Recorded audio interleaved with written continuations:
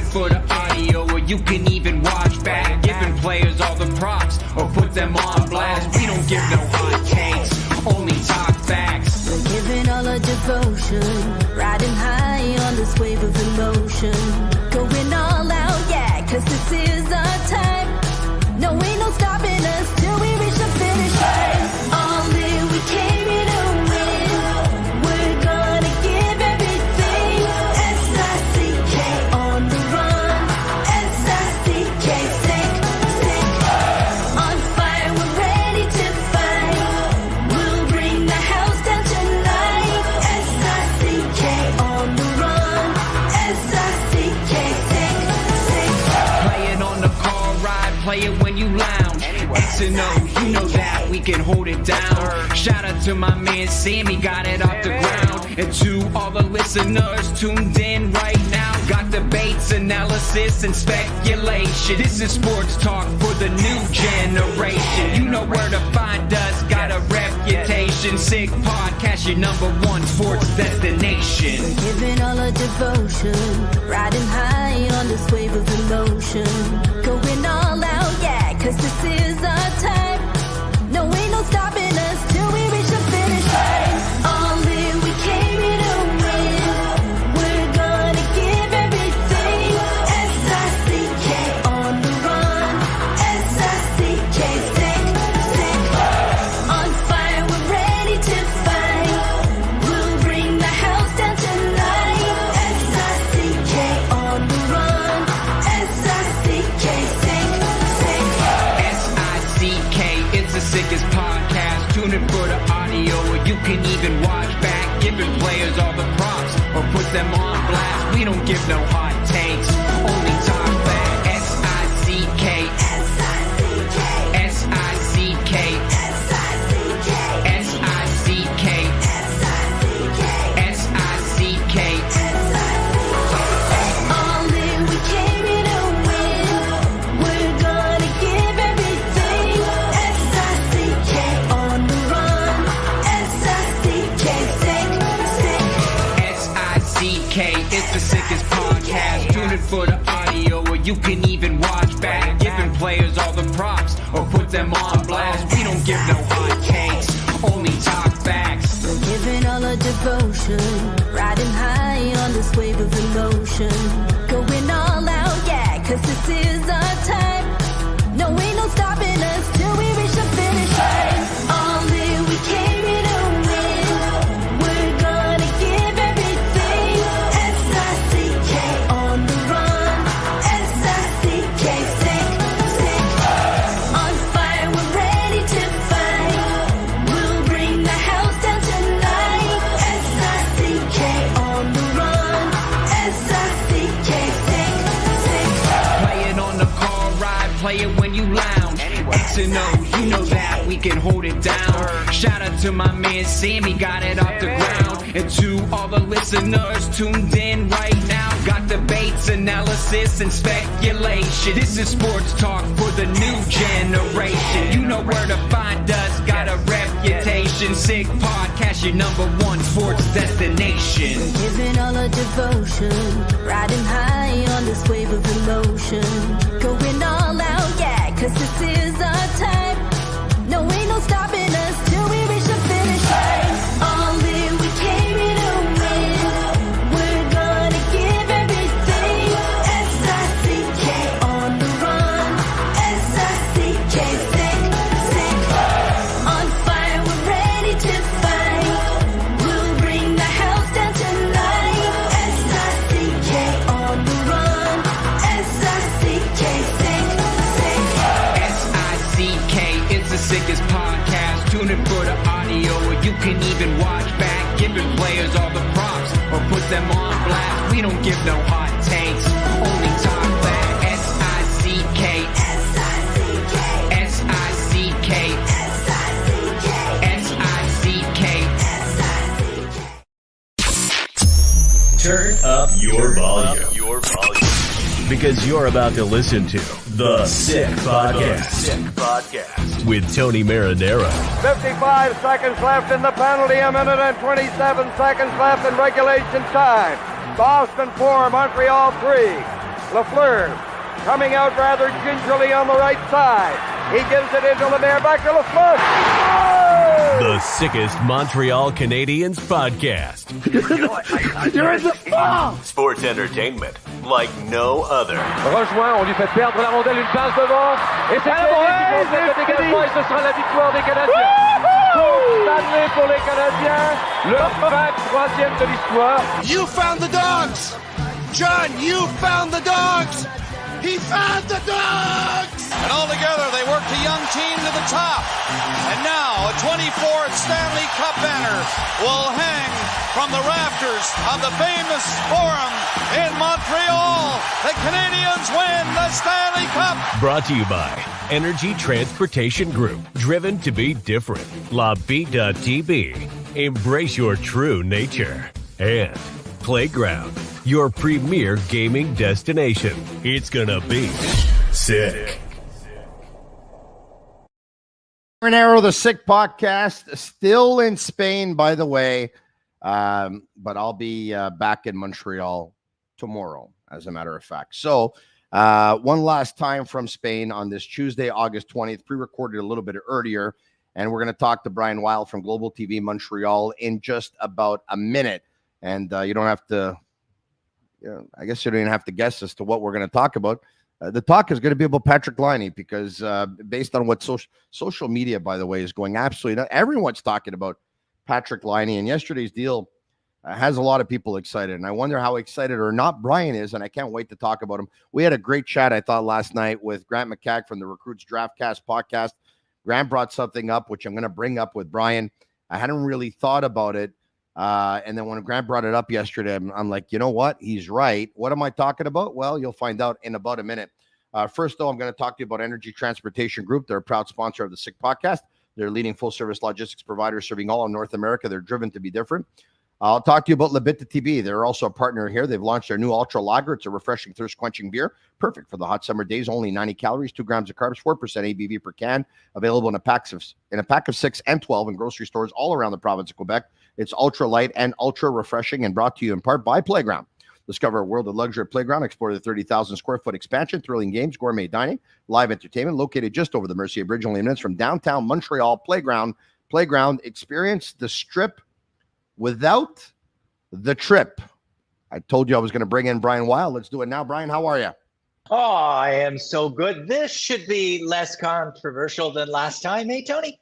It definitely will be, because last time it was whether or not the Montreal Canadiens should retire Carrie Price's jersey. And, I saw that you took a little bit of heat on social media for your opinion, which was the Canadian standard is too high. He was a great goalie, but there have been others who have won Stanley Cups or numerous awards or individual awards numerous times. And, he had one season where he won 4 individual awards, and he was one of the best goalies of the National Hockey League for a good decade for sure. But it's the Montreal Canadiens, right? I think we said that on any other team in the National Hockey League, he would have had his jersey retired. But seeing as the Canadiens never retired, Shutt, Lemaire, and others, we didn't think it would happen with and by the way, a lot of people who disagreed on social media, they had great points. Yeah, they had absolutely. really good points. I mean, Carrie Price, a really good goalie, and that's why it was a great topic. Yeah, it was a fantastic topic because you could easily find yourself on either side. But like when I look back at it, my overall riding opinion when I looked at how much negativity there was, personally, was I really didn't feel like I even gave my personal opinion. I was just trying to pragmatically figure out what has been the standard of the Montreal Canadiens throughout the 120-year history of the franchise for what you need to do to attain a retired number. So I was just being pragmatically logical. But what was interesting about the whole thing is that one of the points we made is that one of the points that a lot of people made that were in favor of his jersey being retired is he never played on great teams. Sure. And one of the points that we made was we realized that he never played on great teams. And that's really, really unfortunate. And we also realized that if he would have played on great teams, probably he would have won. But I mean, it is what it is, right? You don't. It all depends on which way you look at it, I guess. And okay, it's one of those questions where I think there really is no right answer. Everyone's opinion, I think, is valid. I think you can make great points to retire it. I think you can make great points not to retire it. So anyway, we'll move on. Yeah, it's funny. Just in closing is, like if it were up to personally me, I love Carey Price and I'd love to see his number retired. It would just take the Montreal Canadiens changing their philosophy on what it takes. It's good that you got that out of the way because a lot of people are probably like, that guy's a hater. He doesn't like Carey Price. Yeah, that's right. No. I'm a hater. Were you shocked when the Canadiens acquired Patrik Laine yesterday and the return was what it was? Were you surprised? How would you describe how you felt when it went down? Well, on the first half of that, certainly not shocked because, I mean, they needed somebody in their top six and they had some money to pick up a big salary. So I wasn't surprised at all. Was I surprised at the return? Oh, my God, I was surprised about the return. I couldn't believe the return. Basically they're trying to get 12 defensemen down to a workable number, which is probably in the neighborhood of 7 and 8. And when you look at trading deadlines, 5-6 defensemen on the depth chart, usually fetch 3rd and 4th round picks. Yeah. I mean, he didn't just get Patrik Laine. He actually got a 2nd rounder. Just getting a 2nd rounder would have been a good deal. Never mind the player who got 44 in his career. Brian, I had a conversation with my wife a couple of days ago, and I was telling her why I love sports. And I was saying to her, I said, you never know what you're going to wake up to sports, whether it's news and a team can end up acquiring a player you probably never thought they would acquire. Or, there's a quote that comes out of practice. There's a quote from the coach. There's a quote from the captain. And so there seems to be something to talk about every day. And I was explaining to my wife that like every game is different. Some teams will blow leads. Some teams will sit on leads. Some teams will attack to extend the lead. Some teams will trap. Some games are defensive. Some games are offensive. Some games are tough. Some games aren't. Some games are physical. Some aren't. And I was just I was saying, it's not like soap operas where that in the end, Bo and Hope will be married again and again and again. Bo and Hope. And Stefano Demera will come back from the dead like 1,000 times, right? And so this is what I love about sports is that Eric Engels, and it's not to throw Eric's name out there, but Eric Engels was on a week ago, and we've been talking about the possibility of acquiring Patrik Laine on a couple of occasions, and Eric's as plugged in as anyone in the city when it comes to the Canadiens, but when I brought up the possibility, Eric kind of smiled and shrugged it off and said, come on, he doesn't fit into the culture of what the Canadiens are cultivating. And it's a good point. I mean, the culture is team guys. It's hardworking guys. It's the willingness and determination to work 200 feet on the ice and all that stuff.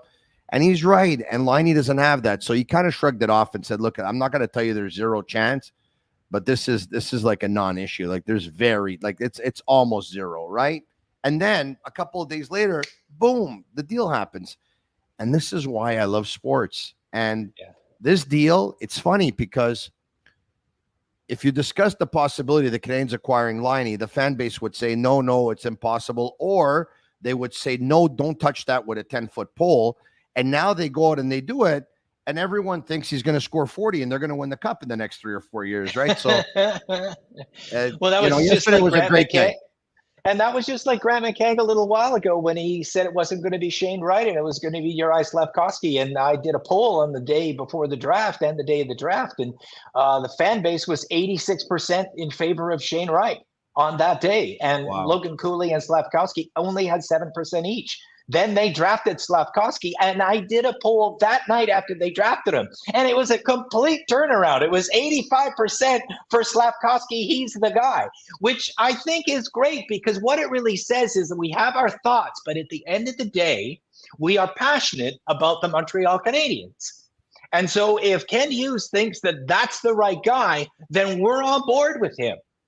And we will cheer him. And I think, that's what it means to be a fan. That's what it means to have that passion. And there's nothing wrong with that. And so, part of it may have been that Patrik Laine, they thought, oh God, do we have to give up a first rounder for that? Did we lose Calgary, Florida pick there to get him? And no, that won't be worth it because that pick at around 27 might be a better player. But when you find out what the return is, a guy that you needed to trade eventually anyway, then you say, well, where's the downside here? Yeah. There's none.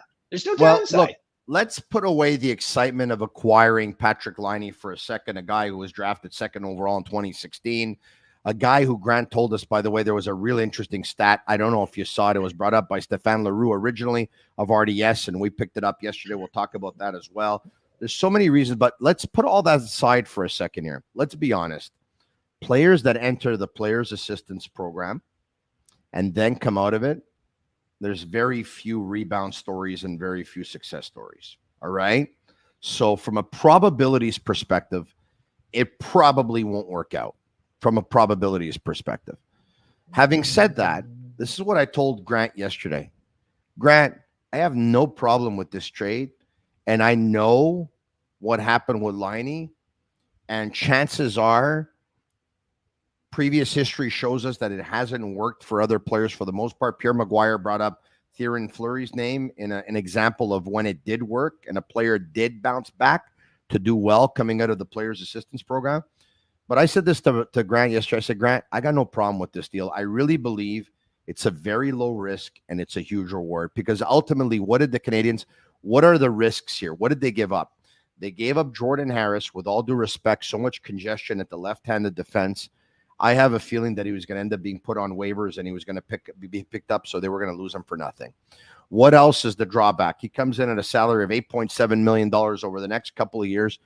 They're going to be able to fit that in, so they're probably not going to want to take the next step until 2 or 3 years from now anyway. And at that point, if it doesn't work out, he's off the books. And the other risk is that he probably negatively affects the locker room if it doesn't work out. But you know what? If it gets to that point, I think St. Louis will recognize it. Hughes will recognize it. Gordon will recognize it, and they'll put an end to it. And so I don't see any reason not to love this. And it doesn't mean it's going to work. It might not work, but I would have, like Kent Hughes, I would have done it anytime, any day of the week and twice on Sunday. You know how they always say that a player is banking on himself, he bets on himself? I think this is Kent Hughes and Martin St. Louis and Jeff Gordon. I think they're betting on themselves, that they have the ability to work with Patrik Laine, that they are that new breed of human that has the intelligence emotionally to understand what another person is going through and to say the right things, do the right type of support to help someone get back into the game and find their best selves. Like, for example, Kirby Dach says that when you talk to Martin St. Louis about hockey, you just can't wait to play. You are so passionate to learn. You just can't wait to get out there after listening to him and incorporate all of the things that he's telling you. So if you sit back there and say, well, listen, Patrik Laine over his career so far has been a goal scorer. And then when he hasn't scored goals, he's been a bit of a liability at the other end of the ice. The plus minus bears that out a bit, especially in the latter years. But if Hughes is saying, you know what, I believe that this head coach can make him a better player, that can make him passionate about learning, like Kirby Dach described how he makes you feel passionate. That we can see actually maybe even his best self, better than we've even seen in his first and second and third years in the NHL. He's ready to be that guy. You listened to him yesterday. He's ready to be that passionate hockey player in a new environment. I was really excited to listen to the way he talked. And I'm really excited for him to work under Martin St. Louis. And I'm really excited for him to be able to go into Kent Hughes' office if he has a tough moment and have an intelligent, emotionally intelligent brain talk to him and help him through it. Gone are the days of, if you want loyalty, get a dog, or I'm going to make PK a good person. These guys get it. And if they have a moment that Patrik Laine is struggling with whatever he was struggling with before, these guys will help him find his best self, both on and off the ice. I said yesterday, the duo of Gordon and Hughes, who you call Hugo. I think you're the first one to come up with that, by the way. I don't know if that's you or not, but I think I've heard you call them. I'm 60. I don't remember that kind of thing anymore. So Hugo for Hughes. And I will say yes, I was the one. Good. I view Jeff Gordon as a businessman. And a prime example is when I caught up with him in Vegas and I told him, I said, Demidov tells me that he's meeting with you tomorrow. And he says, yeah.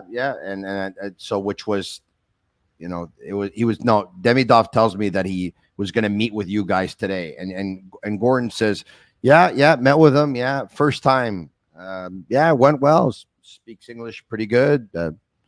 Interesting kind of guy. A meeting didn't last very long. And he didn't give you much. And it led you to believe, like, you know what? He's not. I read through it, to tell you the truth. Like, I knew he was bluffing. And I said, this guy's going to end up drafting Demidov. But most people were sending messages saying there's no chance he's drafting Demidov. Listen to him, whatever. So I view Jeff Gordon as a real shrewd businessman.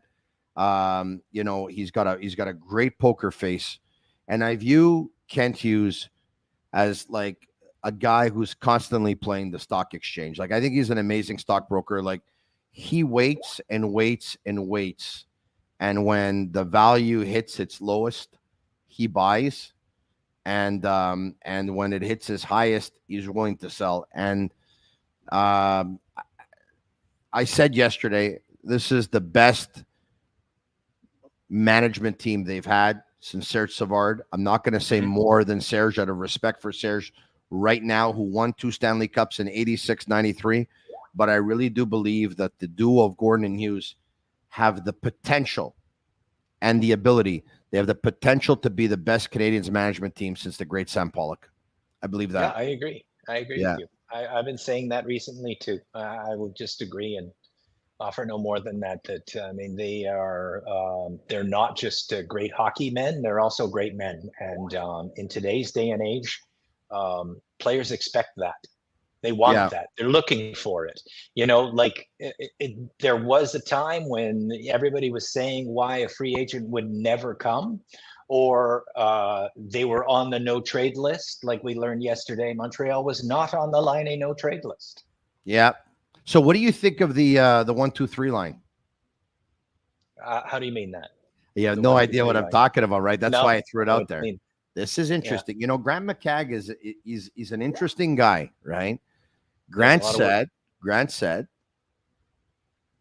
how about a line of Doc with Slavkovsky and Laine? Doc drafted third. Yeah. Laine drafted second. Slavkovsky drafted first. And then Grant added, he can't remember the last time the Canadiens had 3 guys on their team that were drafted first overall, second overall, and third overall. And I got to tell you, Brian, I think I went to bed at like 3 or 4 o'clock in the morning yesterday. And I thought about it like all night and I thought about it.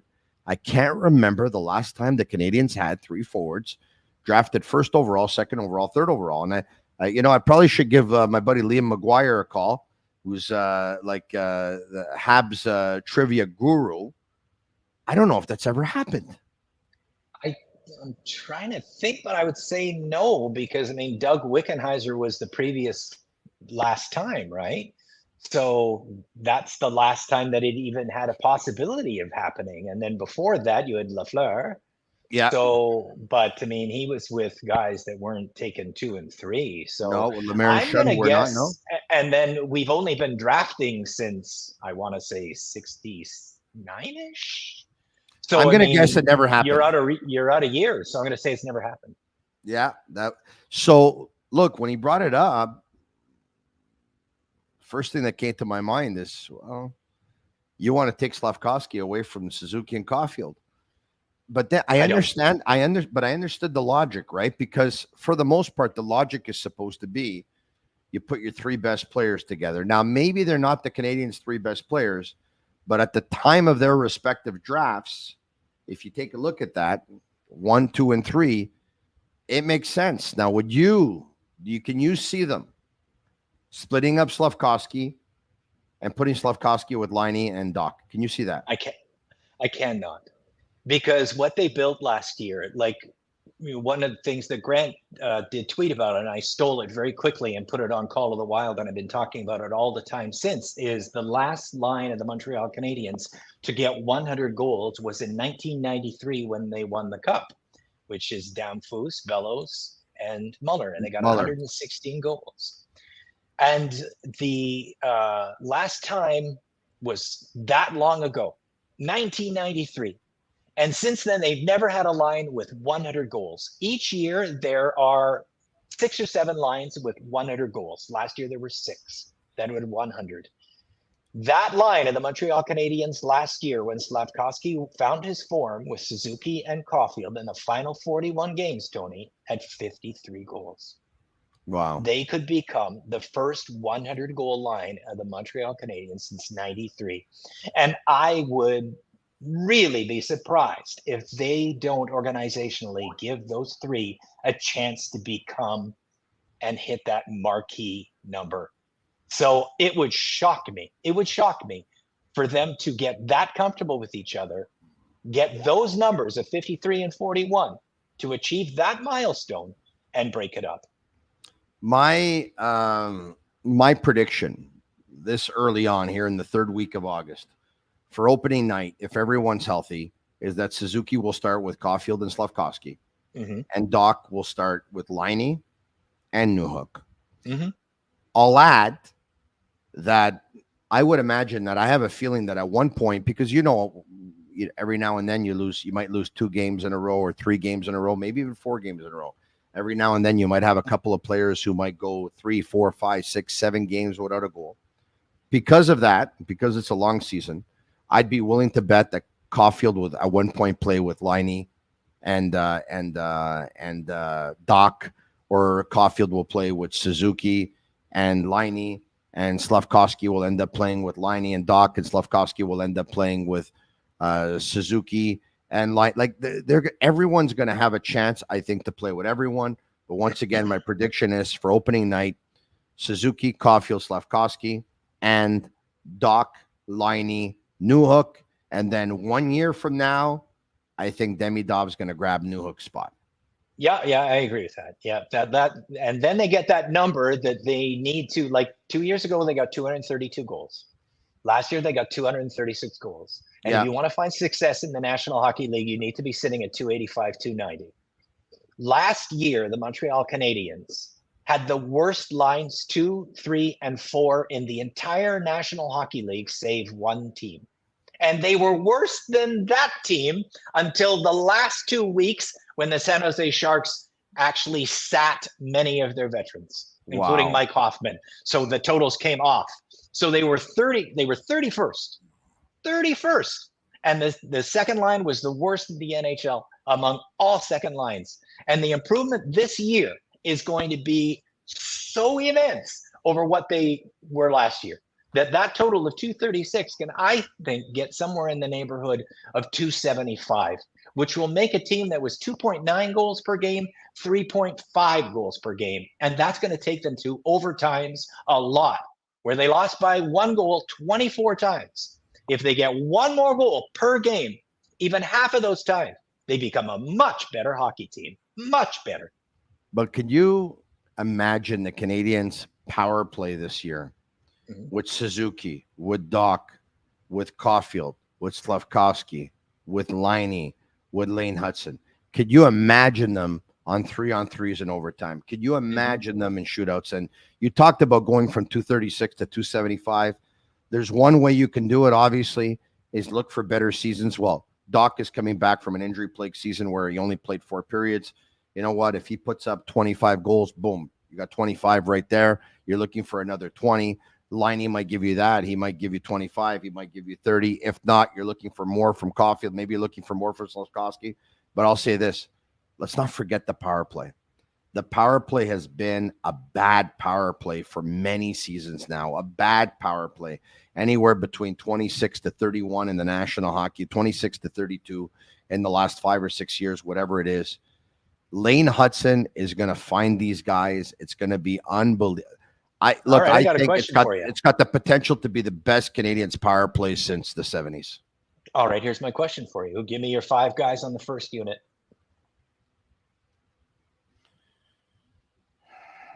Hard one, huh? Well, you know why it's going to be tough?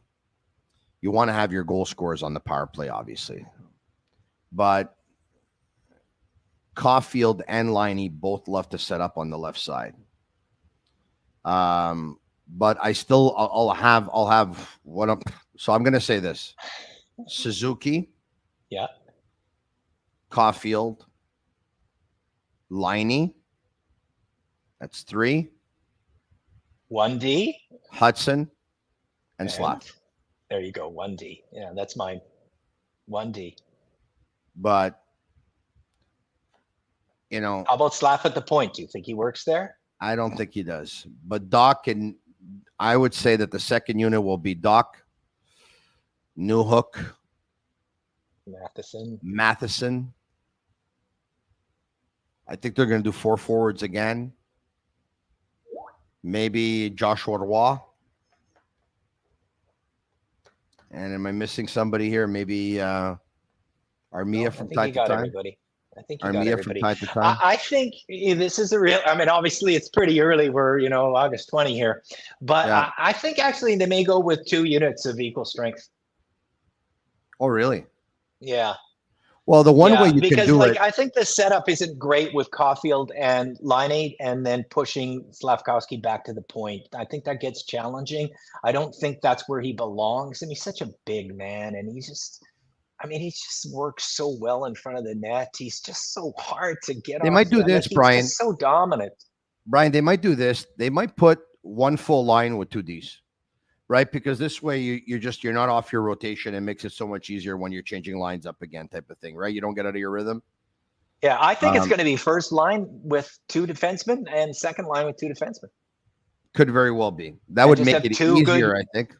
Yeah, I first like one be forwards. Hudson and Matheson, and well, who knows? Like maybe they really need a goal and they're late in the game. They may do a power structure. But it's going to be fun. I mean, and when have we had a conversation talking from a position of strength about this team? When was the last time we did that in terms of like, it's not even like even when they went to the final, you weren't sitting there and going, well, that second unit's going to be awesome too. When's the last time the Montreal Canadiens said that they had a great second unit? Is it this century? I don't remember. A shutout. But it's not. It's not. If I can, Brian, a shout out to Matt to Sleep. Use code SICKHABS for 10% off your order. You're probably wondering what it is. It's a sleep mask designed for optimal sleep. It's adjustable. It's very, very comfortable. You're going to love it. You're basically, it's going to be all black. You're not going to see any light coming in whatsoever. Mantasleep.com. Use code SICKHABS. You get 10% off. All right. When I saw the deal yesterday make its way over social media, I was convinced that I read that the Canadiens gave up Jordan Harris and a second-round pick for Patrik Laine. Instead, they gave up Jordan Harris and they got Patrik Laine and the second-round pick. So I thought about it all day, and I said, how was he able to pull that one off to get the second-round pick as well? And I guess it all comes down to the fact that Columbus didn't pick up any salary, right? The Canadiens have to, and that's a big thing. He probably said, Kent Hughes probably said, you're going to have to give me something, man. I'm picking up his entire salary. You're not even paying a penny. But that's... Where do you get the balls to say that way? But you know, but as a negotiator, Kent Hughes just blows me away sometimes. Like, where do you get the cojones to say, I'm going to need more than that? Like, how do you keep a straight face? But, I read the messages last night, right? And there's so many people calling Kent Hughes a genius. Now, you just heard what I said, right? Yeah, I think this is the best management team since Serge Savard and the potential to be the best management team since the great Sam Pollock, right? I really love the work they're doing. However, I don't consider this a work of genius. The entire league knows that Patrik Laine was available. And the fact that the Canadiens picked him up for Jordan Harris, and with all due respect, only for Jordan Harris, tells you 2 things. A, there was buyer beware and nobody else in the league wanted him. And B, there was buyer beware, and even if any other team was willing to take a risk, they didn't have the cap flexibility. Like Kent Hughes didn't acquire a player that nobody thought was on the block. That's genius. When you acquire a player and everyone says, "Oh, hey, how the hell did he get that guy?" Like, I didn't know that guy was on the block. Everyone knew Laine was on the block, but Hughes pulled it off. He did it, and he obviously viewed it as, we got nothing to lose, or I'm willing to take the risk. Point nothing, right? It's not an act of genius. I mean, good negotiating on his part to ask for a second-round pick on top of that, but it's not genius to pick up Patrik Laine. I mean, the whole world knew he was available. What if he gets 35 goals? Is he a genius then? No, because I if he plays to his potential, he will. I think that's what he's kind of expecting, right? I still don't think he's a genius for doing it, but I commend him for having the balls to do it, because like in hockey, there's this thing that if you enter the player's assistance program, you're damaged goods and don't touch them. Like, you know that as well as I do, right? There's a lot of people I do, but right? But let's get back to that point for a second, because you raised it earlier. Like, a lot of the times, like when you look at the assistance program, we're talking about addictions, right?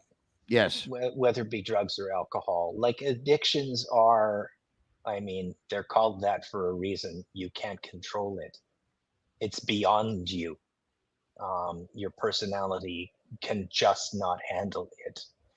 Now, speaking, as someone who knows a little bit about mental health and the issues, one has knowledge through mental health issues that they acquire, that they become a lot better at handling it and changing their environment, their personality, their abilities. They move forward.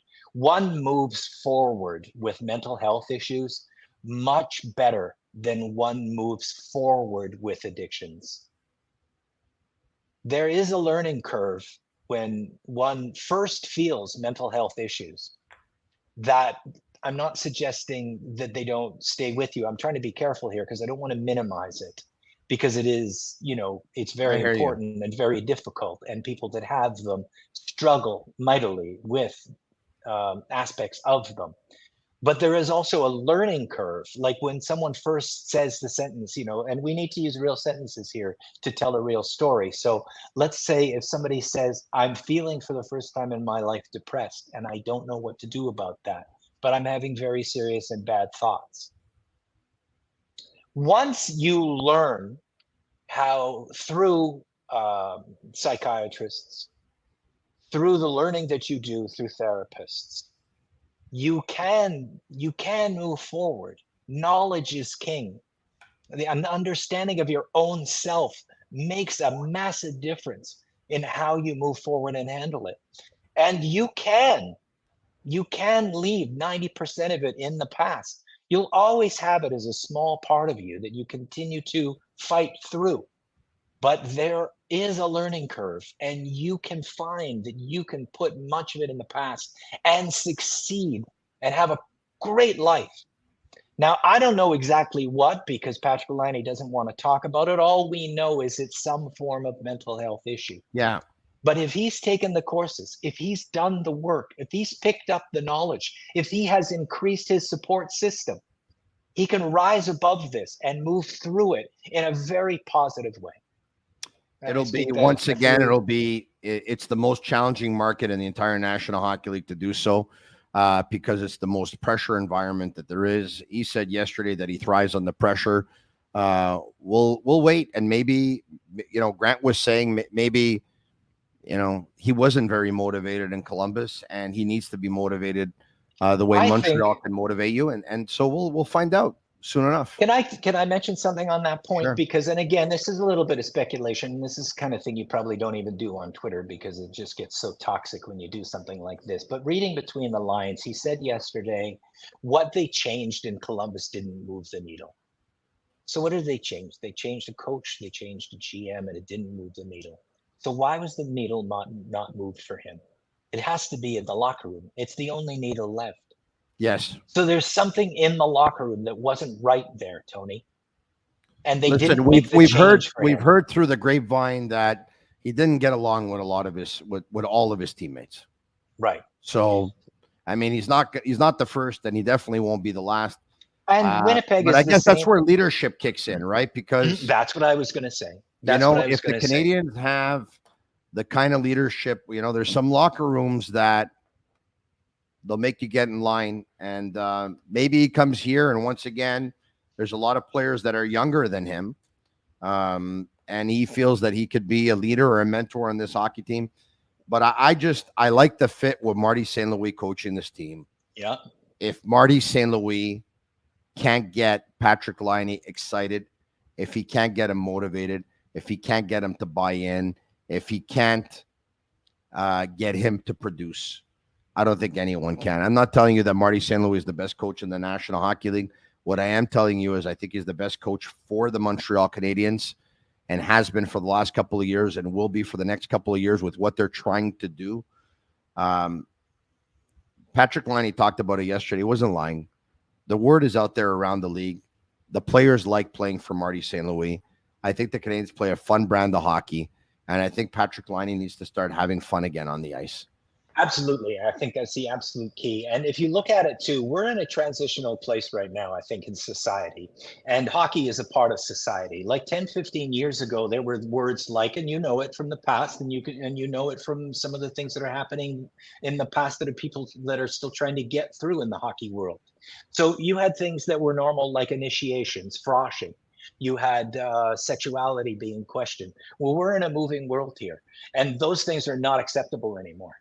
They're not acceptable. So you have to actually be moving in the forward into the future with them. And that's where the Canadiens, I think they're in an outstanding place. You've got a supremely intelligent core group of organizational leaders. You have the very intelligent Kent Hughes. You have a very tapped in Jeff Gordon, and you have Martin St. Louis, who nobody says anything about that is negative. And all you hear about is the motivation that he makes you feel, the team that he makes you feel you want to be a part of, and that every game is important no matter where you are in the standings.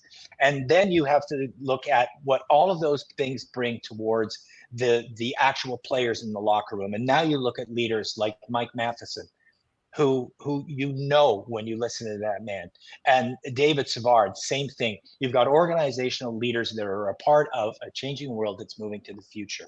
And so if he has any difficulties with the changing world, he has a support system here in Montreal that I don't think he can get in many other places. I think that Patrik Laine's best chance of finding his best self is right here in Montreal. Think about it. You have a chance to talk to Jeff Gordon. You have a chance to talk to Kent Hughes. You have a chance to talk to Marty St. Louis. And by the way, every now and then you have a chance to talk to Vinny Lecavalier too. We ain't talked about that, but Vinny Lecavalier was drafted first overall.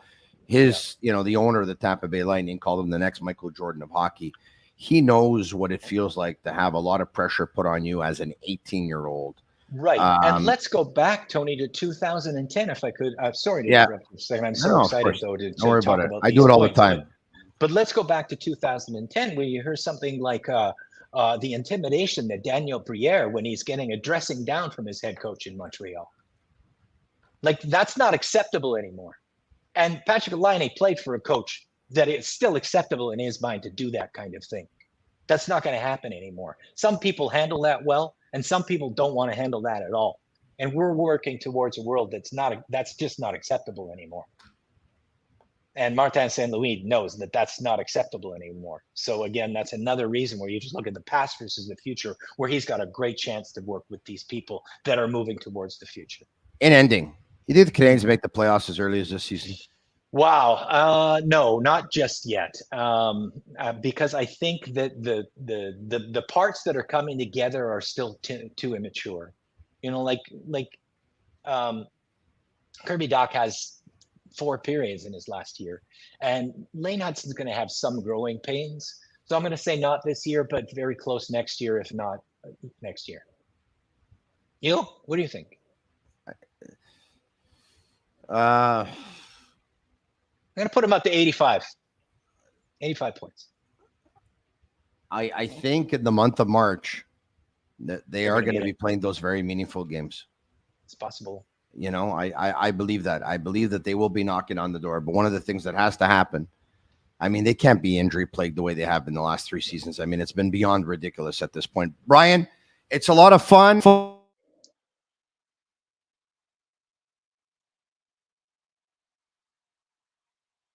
Oh, I lost you for a second. Okay, I'm back. Brian, Just 1 second. Yeah, you're back. Yeah. And then thanks you're so gone. much for doing this, my man. And we'll talk to you soon.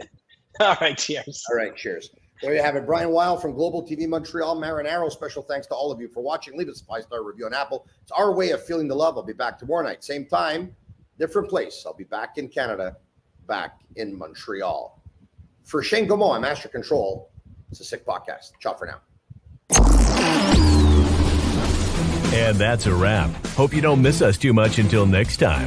Follow the Sick Podcast with Tony Marinaro on YouTube, Instagram, Facebook, Google Play, and Apple Podcasts.